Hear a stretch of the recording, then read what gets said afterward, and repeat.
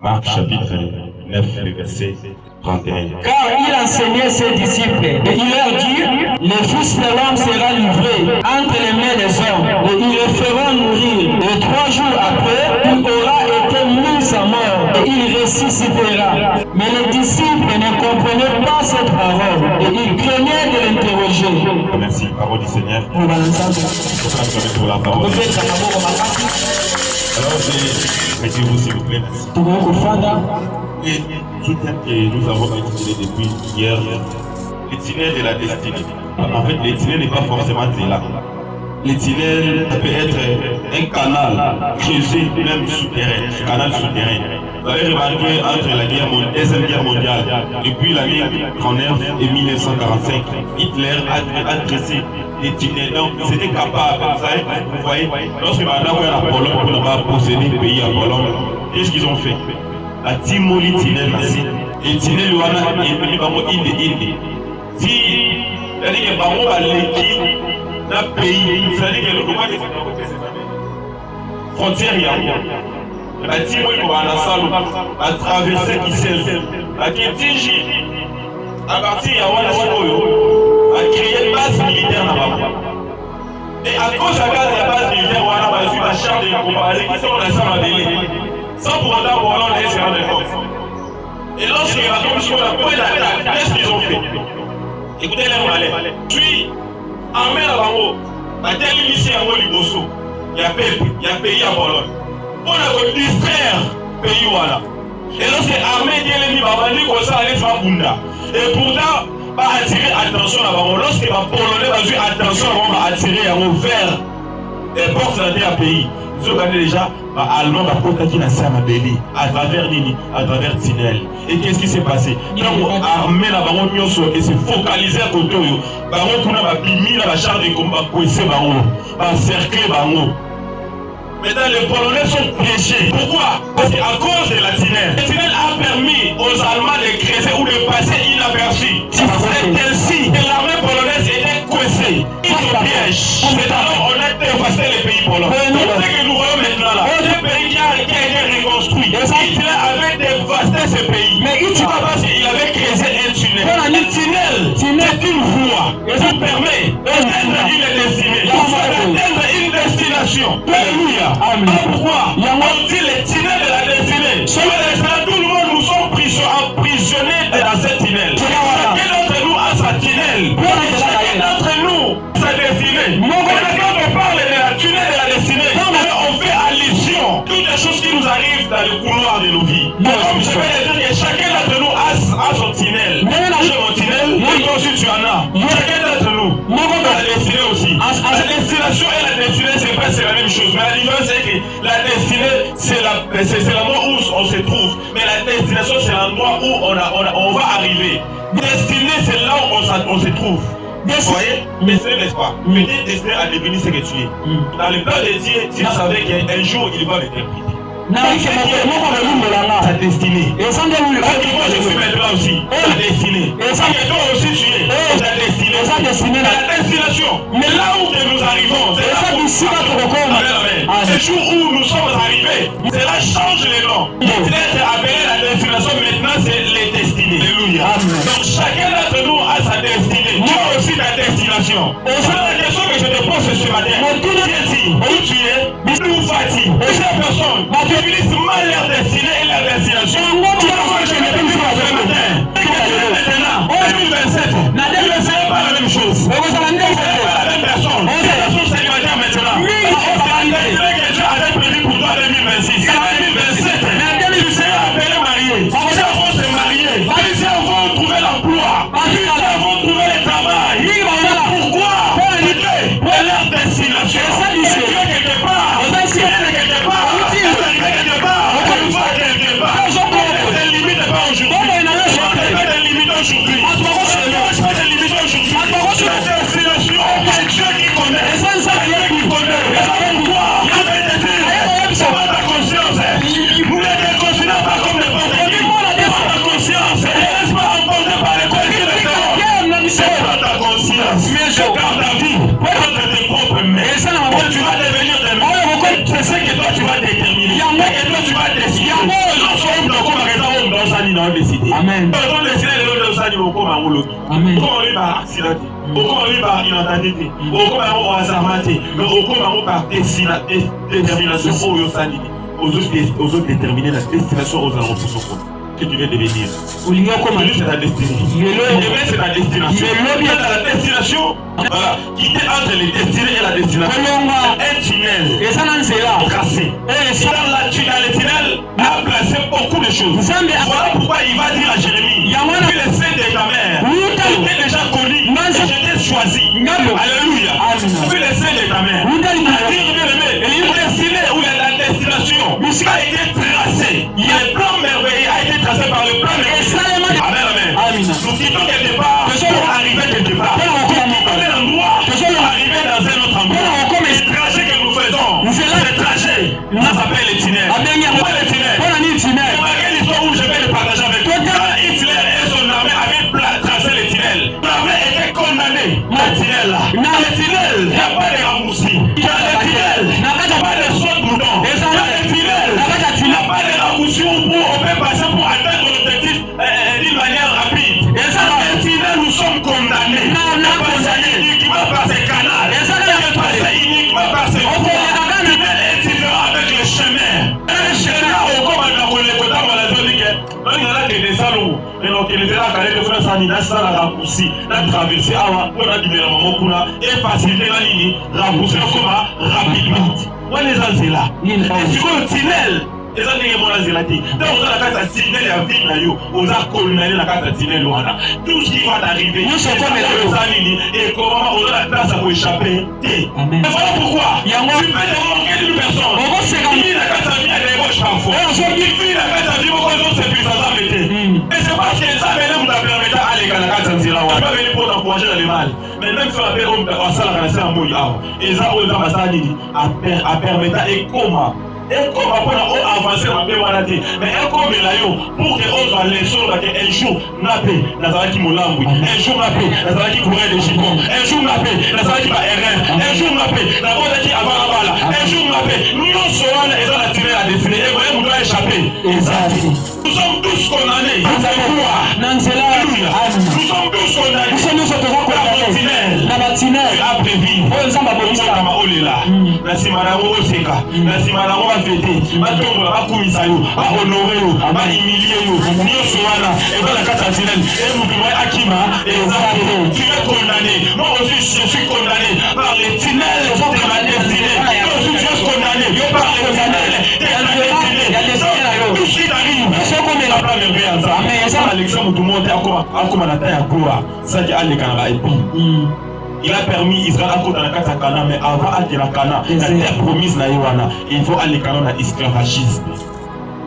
Nous ne connaissons pas les Égyptiens. Il a délivrer. Mais délivrance à quoi la montagne promise, il faut aller à la désert. Il faut aller à Jéricho, dans la mer rouge. Nous sommes traversés, ils ont la plage à Zambie. Ils ont la souka à Israël, à souka Wabi, à souka à Boa, il y a Mouyopé, au souka à Boa. Il y a un place de traverser. Et ça pour la haine de Mayoté. Et ça pour la instruction de la gloire. Ça fait à permettre à Anne, à les garantir la humiliation. À venir à la retraite chaque jour. À se critiquer. À se gagner aux ailes combat. Nous aux ailes combat, malgré aux aura doublé. Par rapport à Yanga, mais il y a aux alliés toujours condamnés dans la stérilité. Mais à quel jour nous condamnons qui passe à Nini? Tu avais permis à l'égalatiné la humiliation. Tu as permis que nous traversions Tiné la Soniwana. Tu as permis. Malgré ton repos de là, moi j'ai échappé la Tiné Luana. Attends, patience. Jusqu'à ce que ça va battre. Maintenant, tu as préparé pour aller ça. Maintenant, sur le comité d'Assadi, Jésus est né. Jésus est salut. Nous sommes nés. Fils. Voilà, moi, c'est donné. La possibilité. Appellera, admirateur, conseiller, CDP. Quand il est né, qu'est-ce qui s'est passé? Il est à Paris à Marie. La grossesse est l'enfant d'un sauveur. Par la puissance du Saint-Esprit, on va donner naissance à un sauveur. Amen. Jésus est né. Quand il a combat Jésus à côté d'un mot, ils ont dit tracé. La destinée, la destinée. Amen. Marie, l'islam, Joseph, on aurait dit que c'est Ibali. Là, ça m'a pas guéri sur les écoles de Ibali. Parce que l'église n'a pas guéri. Vous savez, non, l'église à Jésus-Christ. c'était Moïse qui était le libérateur. Dans ma pote amie, il va sur sa radio. Exterminer qui va. Ils ont juste coupé sa image. Ils ont dit l'ombre du Nouveau Testament. L'Ancien Testament, ils ont l'ombre.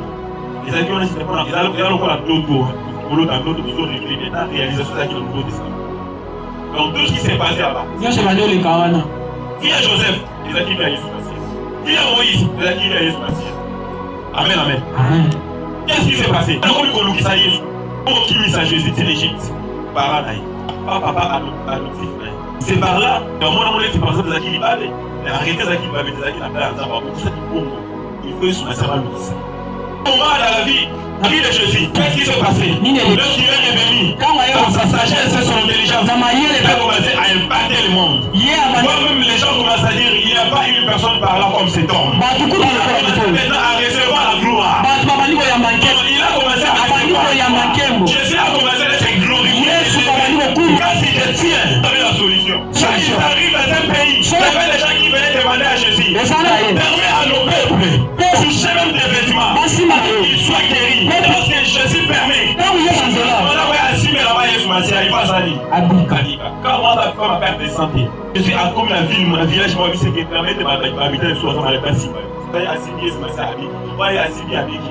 Et là-bas, avant ma zone, c'est-à-dire que Jésus-Christ, je m'imagine ce jour-là, Jésus était rempli de gloire. On a avec Alikolo Kaboy, Azotambola, Azosimbaye, Azobika, Azokoya, Azosima. Pourquoi? Parce que c'est comment il a destiné à vivre à l'écran de la gloire. Les aïkas à gloire à Bamati. Et comment il peut être Jésus Messie à Azox à la discipline. Quand on va à Galilée, il était gâté de Capernaum. Et comment on a pu faire ça? Baba Kanga, Bakundanga, mais après 3 jours, ça grâce à la nécessité de Christ. Il y a moyen de comprendre. Je suis dit, on m'a gardé aux années 5. La vie, on m'a gardé pour nous séparer. Et comment on avait élu, pour les saper, ils ont eu la complication de la vie. Ils ont appelé un zap. Amen, amen. Alléluia. Je suis venu parler à une personne qui traverse au moins la complication. Tu ne parviens même pas à définir ta vie. J'ai parlé avec une sœur, et elle m'a dit, notre vie est limitée. Notre vie. Notre vie, les femmes. Parce que quand j'avais déjà 35 ans, je commence à perdre l'espoir. Quand j'arrive à 40 ans, sans homme, sans enfant, je perds totalement l'espoir. Je lui ai dit, c'est là. Et dans les plans de Dieu, on ne perd pas la foi. La stérilité des salariés qui n'ont pas d'ensemble. Voilà pourquoi ça m'a ça qui est caca, Isaac. Stérilité à les salariés qui payent la plein ensemble. On appelle ça qui est Samuel. Mais l'eau qu'on se traverser, aux amoureux, aux autres examens, il y a chômage excessif. Amen. Donc, ils ont appelé ensemble pour pas que l'eau côté. Dans la vie, célibat et pas une solution à appelé ensemble. Dans la vie, chômage et pas une solution à appeler ensemble. Dans la vie, et dans la vie, on a traversé, on a. Et pas une guisa, il y a des choses qui sont appelées ensemble. Ce qui sont appelés à mon amoutili, de lier un mot, et de quoi tu as mon amour, de non seul. Et ce qui sont appelés ensemble, et pas une guisa, il y a des choses. Parce qu'il y a un temps où on s'en va, on a les zéros, on se rappelle. Amen. Tu vas côté de la yo. Amen. Tu vas considérer yo. Amen. Tu vas côté de yo. Amen. Tu vas côté de la yo. Amen. Tu vas côté de la yo. Amen. Tu vois là, souffrance la yo. Et qu'on va la changer en joie. Amen. Alléluia. Amen. Il fallait soit à commis voler la main, ce qu'on m'a dit là. Et maintenant, regardez la prière à Jésus. Père, attends, si tu éloignes même ces coupes, ceux qui ne les boivent pas. Tout. Non, ma volonté. Mais ta volonté. Mais ta volonté. Tu sais pourquoi? C'est pourquoi la lumière a insisté par rapport à ce que j'avais dit. Pour échapper souffrance à Mina. Amen. Ce qui est un ami, il est là. S'il faut plaît. Révéler, échapper souffrance à Mina, il va poser la gloire. Ça va décevoir. La choc à déception, à des membres pour se soulager des déceptions. Il y a un frère qui m'a dit les choses à des déceptions et ce sont la rare à Napoli. Mais quand on a vu une chose, je ne vais pas rentrer le Kaboli. Je vais rentrer pour ici dans ma vie. Dans la vie, dans la démon, dans la maladie. Donc, à péché, à infection, à l'âge, à mal, pourquoi parce qu'il y a pour les faire souffrance. Quand je commets la puce, par déception, je suis foutu en Instagram. S'il faut pleurer, pas les temps de pleurer. S'il faut se lamenter, pas les temps de se lamenter. S'il faut crier, prends les temps de crier. Il n'échappe pas. Il n'échappe pas. Il n'échappe pas. Ceux qui ont décidé à l'élection de moto, ni ma collègue à la moto. Ceux qui ont décidé qu'on a les choses à la ni ma collègue à la zala. Il y aura des choses qui sont à la règle qui quand on a la zala, tout comme au Sega Sega. Comment est dans le boko? Comment est-il à la salle? Qui est dans la maman pour nous? Comment est-il sur le toit? A-t-il un écoute à Osangisi pour nous à gauche, à voisin gauche, l'écoute à vous à voisin droite, et puis Ponzo à voisin Ponzo. Donc Osangisi, elle a pili et à voisin Simangambo. Donc Osangisi, nous sommes gardés la case de la robe qui nous a raté au lieu de au lieu d'un foutement. Pourquoi? Parce que Dieu avait décidé, ça m'a évacué sur ma cerveau, ça a dit, au Koufa. Tout est passé sur ça, mais ça me l'on la coupe, on a mis la moitié. La coupe, pourquoi? Parce que à Gaza qui est bon, il y a vu les arabes on a pleuré. Et au temps où la si ma va dire, on doit oublier ça va tout. Moi, ça va dire, à Gaza, la caméra qui est Gaza, on ça va miracle, attention qui vient ça en rose, na rose. Puis les gens, la miel, puis les gens, les lait et les laits. Mais ça, la tasse, il y a vie en moutou. Et à un moment donné, on va souffrir. Pour la souffrance, on est préparé pour gloire. Amen. C'est pourquoi accepte la souffrance. Ni va qu'on traverse la souffrance. Ni va qu'on traverse qu'on est là. Accepte parfois les plairer. Mais je suis même déracé qu'on est là. Voilà. Ça va les faire pendant beaucoup de temps. Ça va les Alexandre qu'on est là pendant un peu de temps. Amen. Et c'est ma paix, ça va plus haut. C'est pour l'éternité. Alléluia. Amen. C'est pour l'éternité. Et c'est pour l'éternité. Et c'est la souffrance que tu traverses. Ah, pour un temps. Jésus a accepté la croix. Accepte aussi la croix de ta vie. Jésus a accepté l'humiliation. Jésus accepte l'humiliation de ta vie. Jésus a accepté les rejets. Jésus a accepté la déception. Moi aussi accepte la déception de ta vie. Ne l'échappe pas. Jésus a accepté le mépris. Aujourd'hui, il a été souverainement élevé. Il l'a élevé. Je prie mon Dieu. À cause de la souffrance que tu as acceptée. Dieu vient aussi pour t'élever. Viens aussi pour t'essuyer les larmes.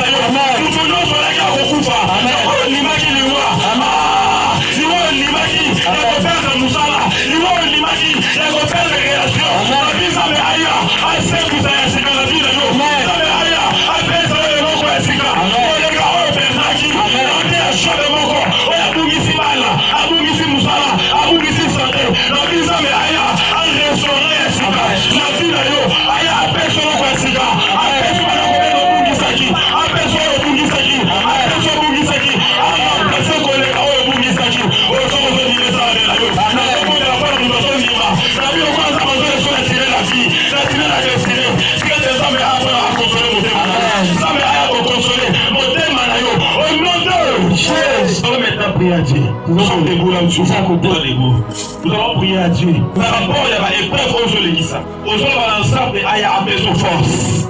Ça veut appeler sur la casse. La Bible déclare, attention, moi, on est épreuve, moi, comme elle a pu se battre ensemble, ça veut appeler cette force à vous surmonter. Nous allons ensemble, donne-moi la force de surmonter ces épreuves. Dans le tunnel, dans le destin, Zambé n'a pas besoin. Dans mon clair, dans mon lumière, dans mon vie, dans mon changer. Vous avez fait ça en force. Il y a qu'on continue, il y a qu'on persévérer. Là, on va nous mettre. Jésus-Christ, on a gagné en force. Il y a qu'on persévérer. Lorsque vous avez pour soi une voix, on sait qu'ils ont appelé son force. Nous appelons à ton moi, l'élo. Il y a qu'on sait qu'ils ont fait ça en force. De manière, on a persévéré. Là, on va nous mettre. Maintenant, continuer. Maintenant, qu'on prend de la bombe. Au nom de Jésus, au nom de Jésus, au nom de Jésus. Je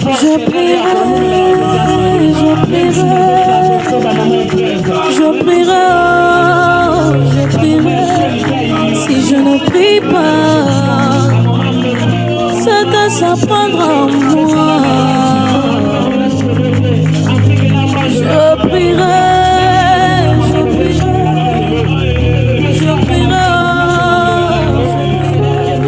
si je ne prie pas,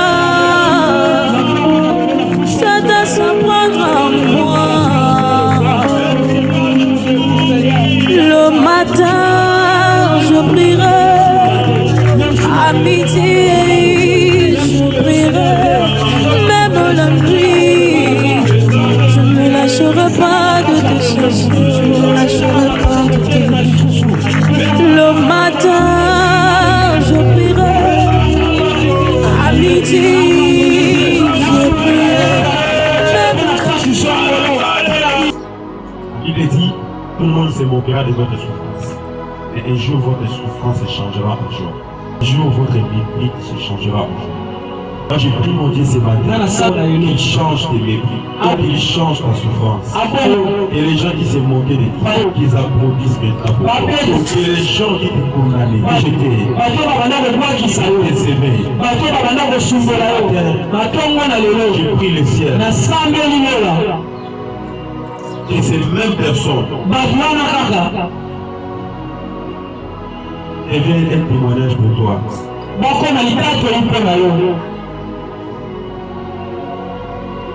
Tout le monde se moquera de ta souffrance. Tout le monde se moquera de votre faiblesse. Mais tenez-vous bon, car votre souffrance se changera en joie. Et Dieu le ciel change votre souffrance en joie. Votre souffrance se change en joie. Et cette semaine, votre souffrance se change en joie. Au nom de Jésus. Au nom de Jésus. Au nom de Jésus. Au nom de Jésus. La Bible déclare que celui qui persévérera jusqu'à la fin sera sauvé. Et celui qui ne persévérera pas sera condamné. Ce que tu traverses, persévère. N'abandonne pas. Persévère. Persévère.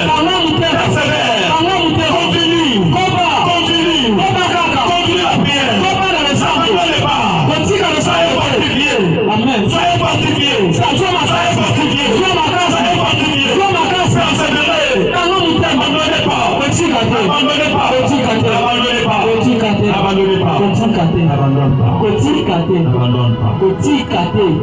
N'abandonne pas. Ne te fatigue pas. Que Dieu restaure ta vigueur. Que Dieu restaure ton espoir. Que Dieu restaure ta vie. Que Dieu restaure ta santé. Que Dieu restaure ta finance. Que Dieu restaure ton travail. Que Dieu restaure ton foyer.